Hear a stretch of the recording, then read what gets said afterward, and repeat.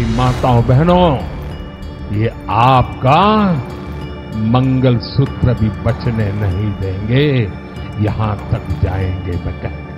इसका मतलब ये संपत्ति इकट्ठी करके किसको बांटेंगे? जिनके ज्यादा बच्चे हैं उनको बांटेंगे। बच्चे ज्यादा पैदा करते हैं। नरेंद्र मोदी क्या आपके 6 भाई नहीं है? अमित शाह की 6 बहनें नहीं है? क्या रविशंकर प्रसाद की 7 भाई बहन नहीं है? मगर दिखता कौन? मुसलमान ज्यादा बच्चे पैदा कर रहे हैं।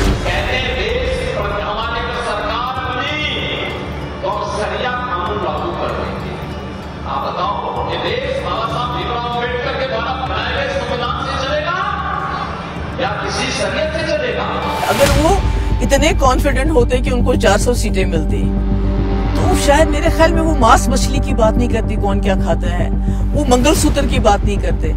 जो इस वक्त एनडीए है, बीजेपी है, इतनी घबराई हुई है कि मतलब इतनी छोटी छोटी बातें मंगलसूत्र पे आ गई।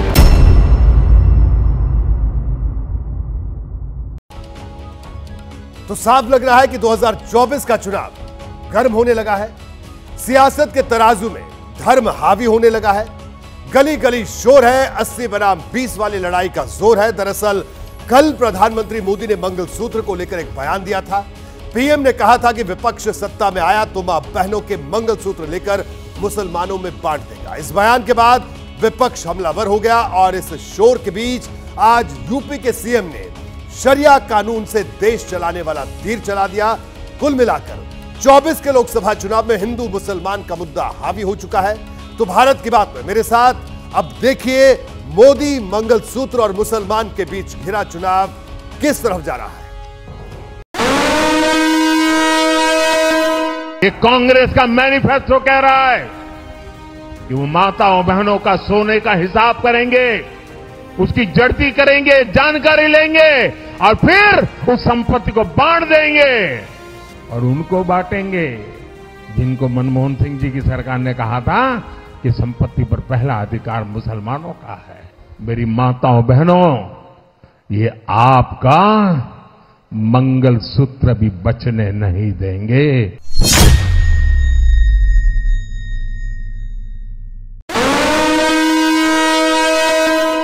कांग्रेस के शहजादे का कहना है कि उनकी सरकार आई, जांच कराएंगे।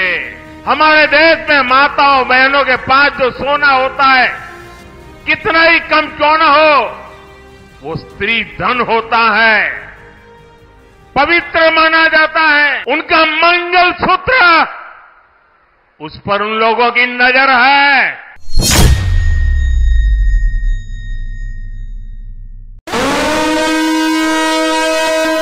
मैंने सत्य रखा देश के सामने।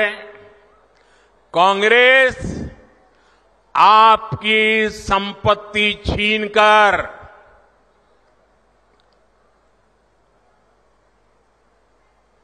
उनके खास लोगों को बांटने की गहरी साजिश रचकर बैठी है।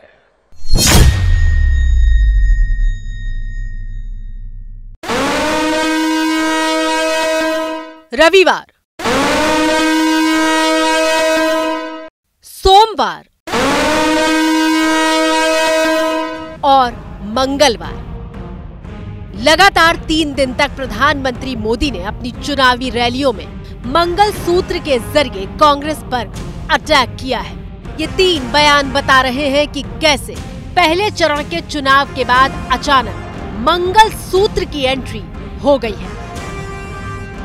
2-3 दिन पहले मैंने कांग्रेस की इस वोट बैंक की राजनीति, तुष्टीकरण की राजनीति का पर्दाफाश किया था। इससे कांग्रेस और उसको सिस्टम में उनको इतनी मिर्ची लगी है, इतनी मिर्ची लगी है कि वो हर तरफ गालियां देने में टूट पड़े। क्या कहा भारत के प्रधानमंत्री ने कि हम बच्चे ज्यादा पैदा करते हैं, हम घुसपैठी हैं।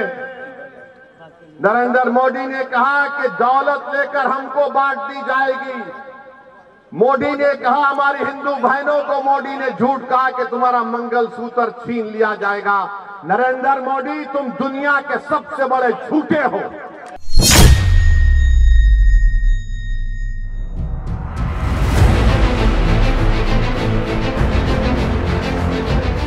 दरअसल फर्स्ट फेज के लोकसभा चुनाव में धार्मिक ध्रुवीकरण का शोर सुनाई नहीं दिया था। पहले चरण के चुनाव प्रचार में हिंदू मुसलमान के मुद्दे का जोर नहीं दिखाई दिया था।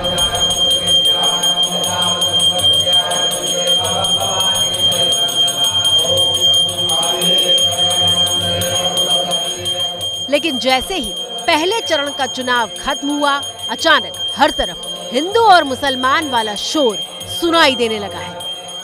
133 करोड़ जनता के वजीर आजम जो कहते हैं, झूठ कहते हैं, सबका साथ सबका विकास, मगर कल का भाषण नरेंद्र मोदी का ऐसा नजर आ रहा था कि हिटलर बोल रहा है, भारत का वजीर आजम नहीं बोल रहा है। शोर भी ऐसा कि यूपी के सीएम योगी आदित्यनाथ चुनावी रैली में सवाल पूछ रहे हैं कि देश संविधान से चलेगा या फिर शरिया से। आज कांग्रेस का जो घोषणा पत्र है उसको आप देखेंगे, क्या कहते हैं? कहते हैं देश हमारे अगर सरकार बनी तो हम शरिया कानून लागू कर देंगे। आप बताओ, ये देश बाबा साहब भीमराव अम्बेडकर के द्वारा बनाए गए संविधान से चलेगा या किसी शरीयत से चलेगा? भारत संविधान से चलेगा। बाबा साहब भीमराव अम्बेडकर के द्वारा बनाए गए संविधान से भारत चलेगा। लेकिन सवाल यह है कि आखिर ऐसा क्या हुआ कि चुनाव में हिंदू मुसलमान का शोर सुनाई देने लगा। पहले फेज में धर्म मुद्दा नहीं बना था, तो फिर पहले फेज के बाद मंगलसूत्र की एंट्री क्यों हुई?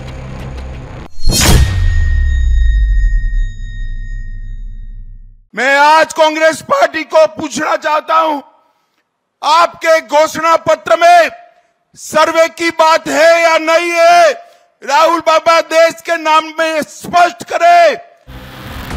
पहले फेज के चुनाव के बाद हिंदू मुसलमान के मुद्दे ने जोर क्यों पकड़ा, हमने इस बात की पड़ताल की तो एक बात ये निकलकर सामने आई कि शुक्रवार को जब पहले चरण का मतदान हुआ तो बीजेपी जिन इलाकों में मजबूत मानी जा रही थी, ऐसी कुछ सीटों पर वोटिंग पिछले चुनावों की तुलना में कम हुई। पहले चरण के चुनाव में कम वोटिंग होने के पीछे की वजह मानी गई कि चुनाव अभी गर्म ही नहीं हुआ है।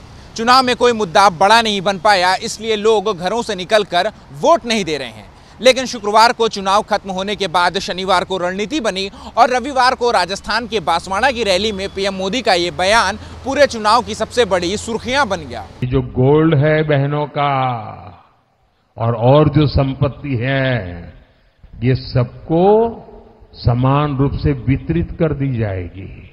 इसका मतलब ये संपत्ति इकट्ठी करके किसको बांटेंगे? जिनके ज्यादा बच्चे हैं उनको बांटेंगे। प्रधानमंत्री मोदी मंगलसूत्र और हिंदुओं की संपत्ति पर अटैक के पीछे कांग्रेस के घोषणा पत्र में लिखी बातों का हवाला दे रहे हैं।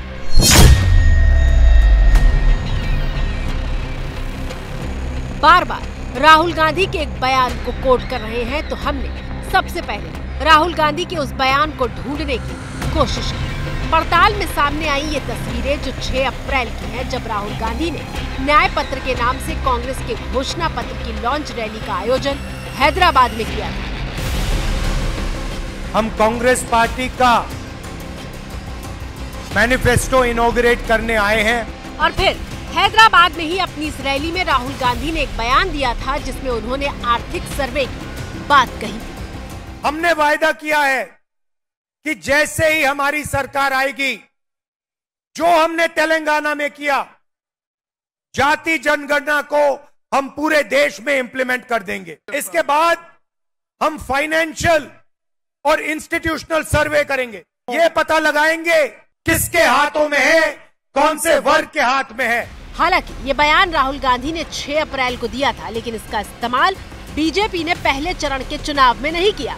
लेकिन दूसरे चरण का चुनाव राहुल गांधी के इस बयान के ही इर्द गिर्द घूम रहा है। हमने कांग्रेस का घोषणा पत्र भी खंगाला, जिसमें लिखा है, कांग्रेस राष्ट्रव्यापी आर्थिक सामाजिक जाति जनगणना करवाएगी। इसके माध्यम से कांग्रेस जातियों, उपजातियों और उनकी सामाजिक आर्थिक स्थिति का पता लगाएगी। जनगणना से प्राप्त आंकड़ों के आधार पर कांग्रेस उनकी स्थिति में सुधार के लिए सकारात्मक कदम उठाएगी। इसके आगे लिखा है, कांग्रेस नीतियों में उपयुक्त बदलाव करके धन और आय के मामले में बढ़ती असमानता का समाधान करेगी। पहला कदम होगा जाति जनगणना, उसके बाद आर्थिक सर्वे। कांग्रेस के घोषणा पत्र में आर्थिक सर्वे की बात है, लेकिन धर्म की बात कहीं नहीं है और इसी बात को कांग्रेस ने मुद्दा बना लिया। कांग्रेस न सिर्फ बीजेपी पर हमला कर रही है, बल्कि कांग्रेस का डेलीगेशन इस मुद्दे पर बीजेपी की शिकायत करने के लिए इलेक्शन कमीशन के दफ्तर भी पहुंचा। साथ ही कांग्रेस से लेकर ओवैसी और महबूबा तक हमलावर हो गए। यानी हिंदू मुसलमान वाले मुद्दे का शोर किशनगंज से कश्मीर तक गूंज रहा है। ये संपत्ति इकट्ठी करके किसको बांटेंगे? जिनके ज्यादा बच्चे हैं उनको बांटेंगे, घुसपैठियों को बांटेंगे, बच्चे पैदा करने वालों को दे देंगे, घुसपैठियों को दे देंगे। हम घुसपैठी नहीं हैं, हम इस मुल्क के बाशिंदे हैं।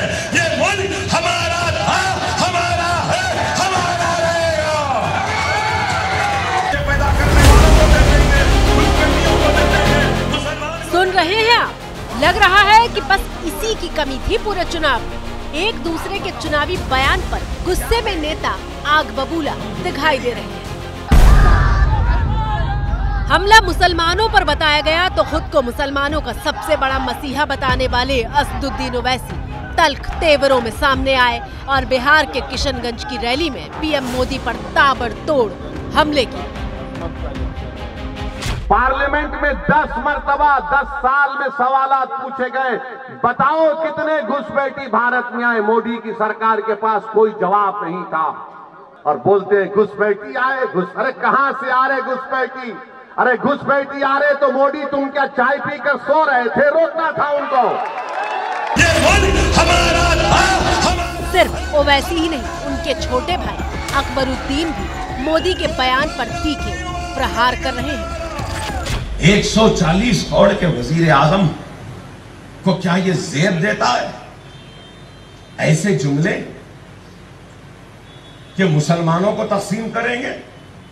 मुसलमानों को घुसपैठी कहते हैं, मुसलमानों को बच्चा पैदा करने वाले कहते हैं। पीएम मोदी ने कांग्रेस के घोषणा पत्र पर अटैक किया था, लेकिन इंडिया गठबंधन के तमाम साथी हिंदू बनाम मुस्लिम के इस मुद्दे पर बीजेपी को घेरने की रणनीति बना चुके हैं और इसीलिए किशनगंज से कश्मीर तक इसका शोर सुनाई दे रहा है। कभी ऐसा नहीं होगा वजीर आजम कि मुसलमान कभी भी किसी माँ का, किसी बहन का मंगलसूत्र छीनेगा। वो मुसलमान नहीं है, वो कभी इस्लाम को समझता नहीं है। हमने कभी अपने हक से ज्यादा नहीं मांगा, कभी नहीं। मुझे एक मुसलमान दिखाइए इस पूरे हिंदुस्तान में जिसने ये कहा हो कि मुझे हक से ज्यादा चाहिए। जब हम आज सब मिलकर के एक साथ खड़े हुए हैं। उत्तर प्रदेश के पूर्व मुख्यमंत्री और समाजवादी पार्टी के मुखिया अखिलेश यादव ने तो पीएम मोदी के बयान को हार के शुरुआती लक्षण करार दे दिया है। ये हार का रुझान है।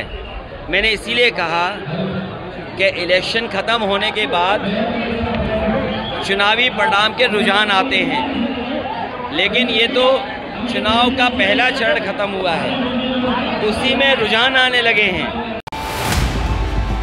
पीएम के बयान पर जवाब मांगने के साथ हमले हो रहे हैं और कांग्रेस मोदी के बयान को महिलाओं के अपमान से जोड़ रही है। जो देश के प्रधानमंत्री ने एक हिंदू महिलाओं का जो बेइज्जती की है, अपमान किए हैं, ये बड़ी अफसोस की बात है। कांग्रेस सिर्फ जवाब नहीं मांग रही, बल्कि प्रधानमंत्री मोदी पर हेट स्पीच का आरोप लगाते हुए कांग्रेस का डेलीगेशन चुनाव आयोग के दरवाजे तक जा पहुंचा है। मैं इसको भद्दा मानता हूं, मैं इसको दोहराऊंगा नहीं। इसमें एक समुदाय एक धर्म का स्पष्ट नाम के साथ विवरण है, स्पष्ट। यूपी के डिप्टी सीएम केशव प्रसाद मौर्य का एक ट्वीट देखिए, जिसमें वो लिखते हैं कि 2024 का चुनाव 80% बनाम 20% का है।